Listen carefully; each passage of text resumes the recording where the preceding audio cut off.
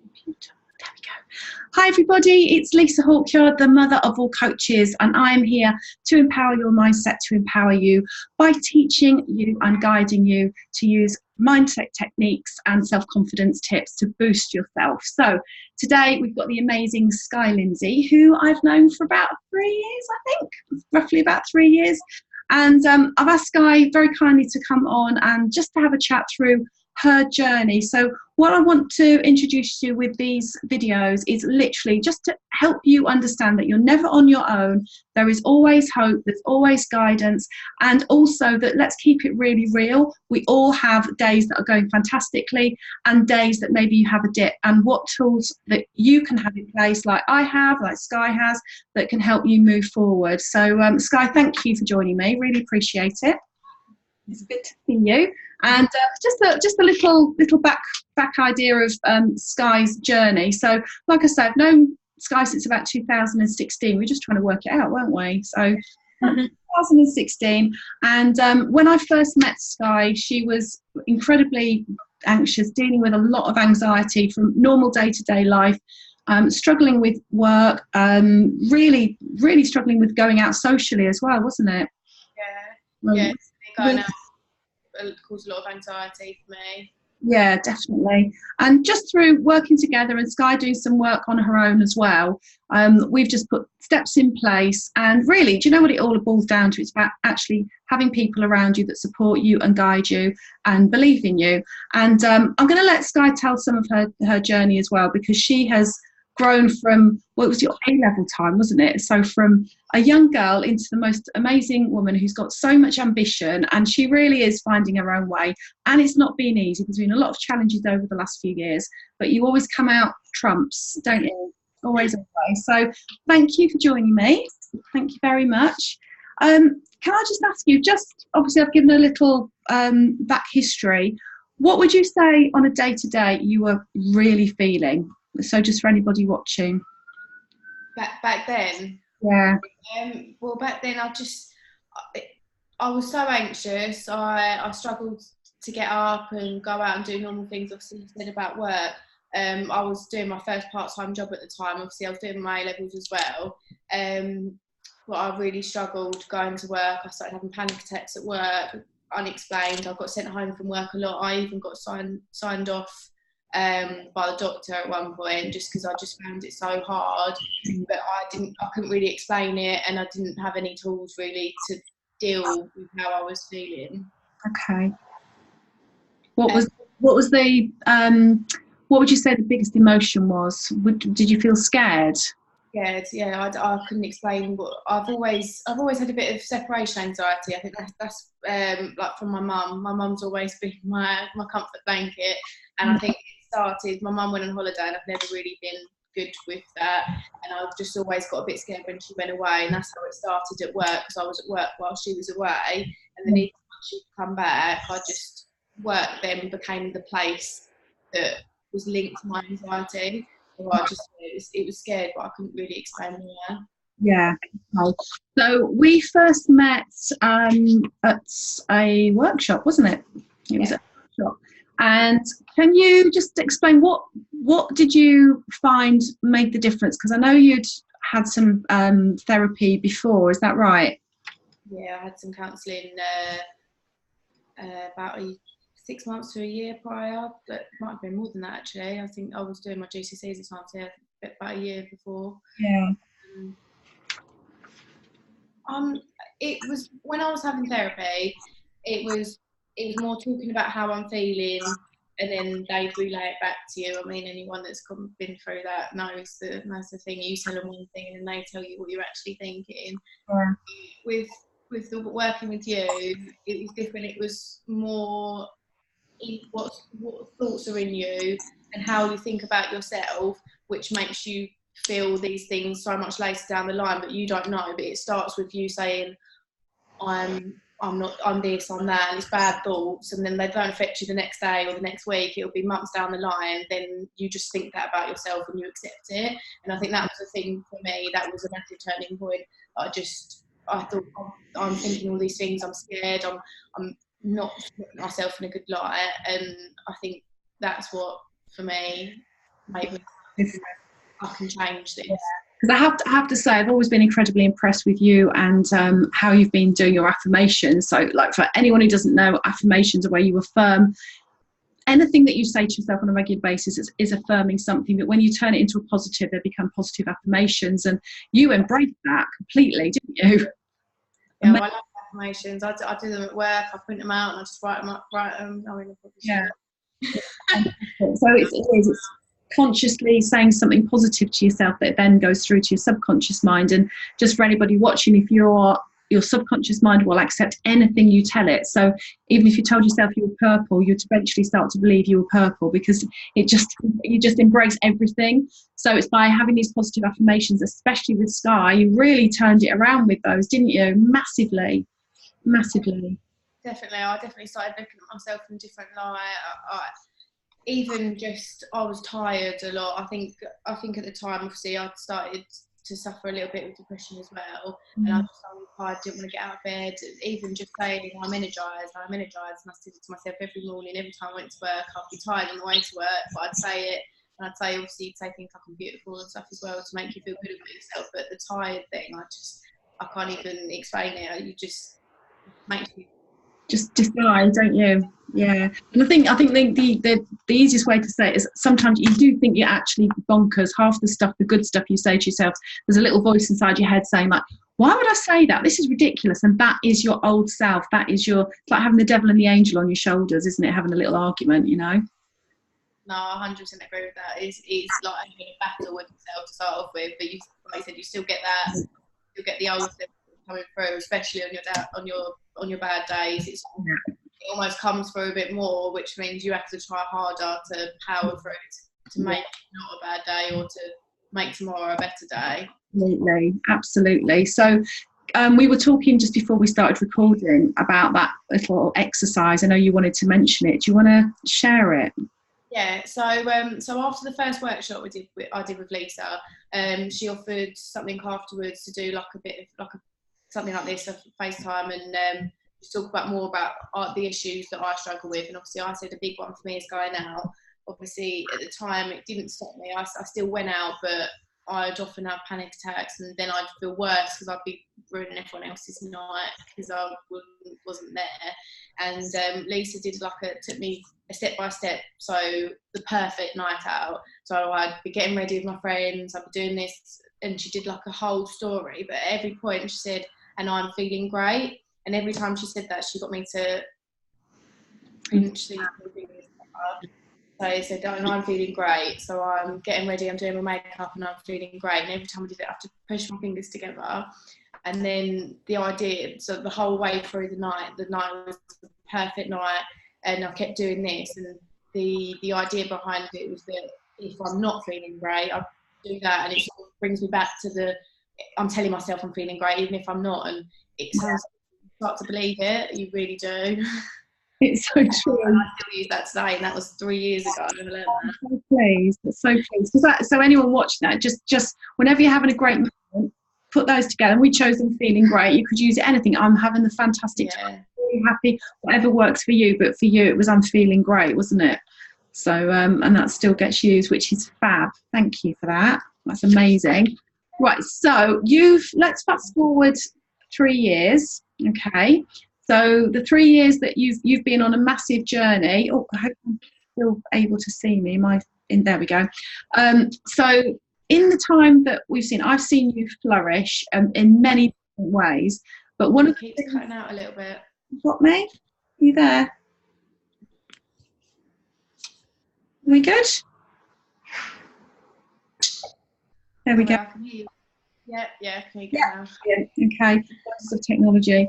So in the last 3 years, you've absolutely flourished, and one of the things that you always were fascinated by was makeup. Now, it wasn't that long ago we were doing a little bit of work. We were doing the happiness classes, weren't we, online? And you were saying about makeup artists. So tell us what's happened. So, obviously, that was about, I think, January. January. I've always done makeup, obviously on myself, or sometimes with my friends for a night out and stuff. And and I never really, I didn't really have a career in mind. Ever since I was younger, I never really had, or if I did, it sort of like changed, it chopped and changed. But makeup is something I've always been really passionate about. And yeah, it was after, so I'd finished, I dropped out of uni, and and I sort of wanted to look for something else for me, but maybe not down an academic path. Yeah, so I started looking into doing makeup, and since then I've now got my own. I've got an Instagram page. I'm my business really. I've got business stuff. Yeah, so I am doing makeup. It's sort of still a bit so weekends and stuff, but yeah, so I'm doing that now. I'm really happy. Can we just what's your Instagram name for Instagram if anybody wants to find you? My Instagram name is at Skye Rose Beauty, and it's the same on Facebook as well. Actually, I have got a website. It's not published yet, but it will be published soon. It's just writing the about me page and stuff. Yeah, oh, that's brilliant. And yeah, doing what you love, what's the difference between doing what, can you hear me now? Are we good? Better? Sorry. Oh, are we there? It'll come back. Can you hear me? I'm going to change rooms. Come with me. This is real life. One second. There we go. Right. This is real life. This is what we do. We don't stress at all. We just go get on with it. There we go. Right. Okay. So from where you were to doing what you love, and obviously there's still a little extra story to this as well. When you're doing what you love, how does it feel compared to having to do what you don't love when it comes to work? Oh, it doesn't feel like work. I still get really anxious. I did someone's makeup the other day, and I just right beforehand, obviously I was so excited. I knew the look I was going to do. I knew what she was wearing. I knew the look the week before, and then the day I was so anxious. Not that I didn't want to go on. I knew I was going to make it there, but I couldn't even explain why I felt this way, and I knew that I was being silly. But once I get there and I just start getting on with it, start chatting to them, I feel like I'm really in my element. I'm just completely calm, and I think the anxiety comes from the fact that I know that I want to do well, rather than before it was I didn't want to go because I was scared of being there and being at work. But now anxiety.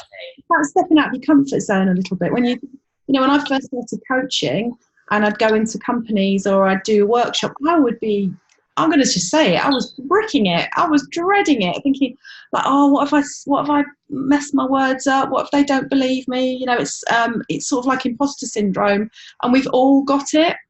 Yeah. All got it. But again, once you start to get into your flow, you're clearly a natural at it. And you're happy. When you lose yourself, it's like with me with my coaching. I just get so into it that I just forget about everything, and it genuinely doesn't feel like work at all. So that's exactly how I feel. I enjoy it so much, and I'm talking to them, and I feel like I'm not concentrating necessarily on the makeup at all times, because I can do a bit of both. Like like when you're getting your hair cut and they're just like talking to you, it's like that. I feel like that, and I feel at ease, and I've never. Once I start, I don't feel anxious at all, because I love doing it, and I know it's something that I really enjoy. I'm just going to pick up on something you've just said there, at ease. That is the best thing you can feel for good things to come to you. When we feel relaxed and chilled and calm and at ease, that's brilliant that you've said that, because that's the biggest thing you can feel, because then you're not blocking anything. You're not scared. You're just in flow and in your purpose, with doing your passion, which is fantastic. No, that's really great. Now, I'm going to ask you to continue with your next little bit of your story, which is, you've just mentioned about the job in London. Yeah. Okay. So obviously, so at the moment, so when I wanted to start to do my makeup, I was also working 2 other jobs. So I was working at a call centre, and also my cousin's got a children's boutique, so I was trying to juggle all of them and do my makeup, and I'm the sort of person I need a little bit of structure to work.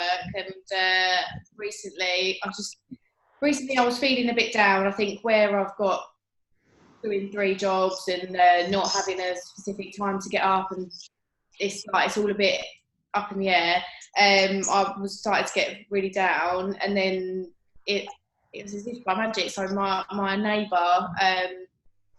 neighbour works at the PwC, and they were hiring, and she just said, would I be interested, and put me in touch with someone, and I've obviously applied, got an interview, and I've now got a job there.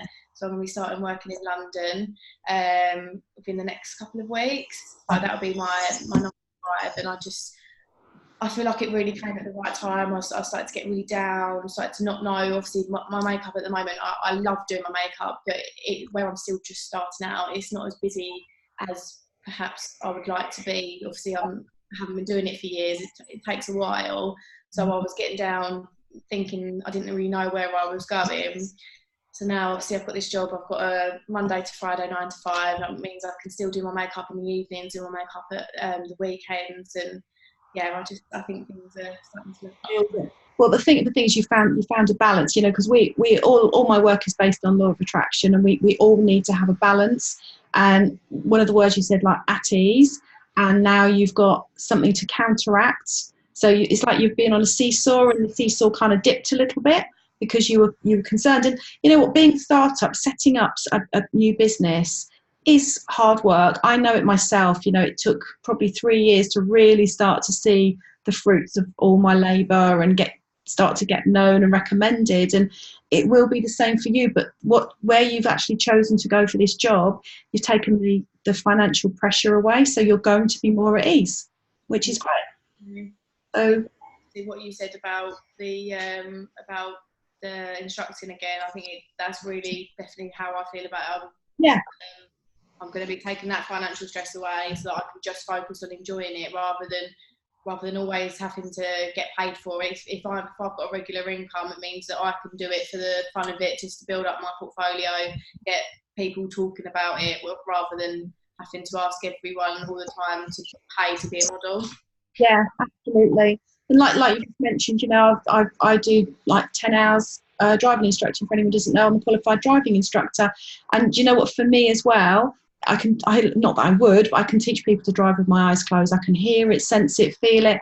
But for me, it was just right, let's just completely focus on that and be in the zone. And then I know I can give my full attention to the coaching without at that time about worrying. And everything is now balanced. Everything is in flow. I can pick and choose if I choose to teach or if I don't choose to teach, because now my coaching is taken off and I've got a really great reputation for it. So, you know, it's exactly the same. And sometimes there's a phrase that I've often used over the years. I don't know if you've heard it or not. Sometimes you've got to do what you've got to do to get where you want to get, you know, and sometimes you have to do things you don't want to do to get where you want to get, you know, and it's just finding that balance. But your passion is still your makeup, which is fantastic, you know, which is great. What age are you now?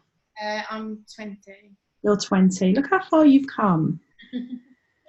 Yeah, I was 17 when we first met. Crazy. Just watch you flourishing before my eyes. So, Skye, if you've had any advice to somebody your age or somebody dealing with similar situations that you've been dealing with, what advice would you give them, like from your perspective, on how they should feel, what they should do? You know, just from you speaking to them, just on your own, what would you say?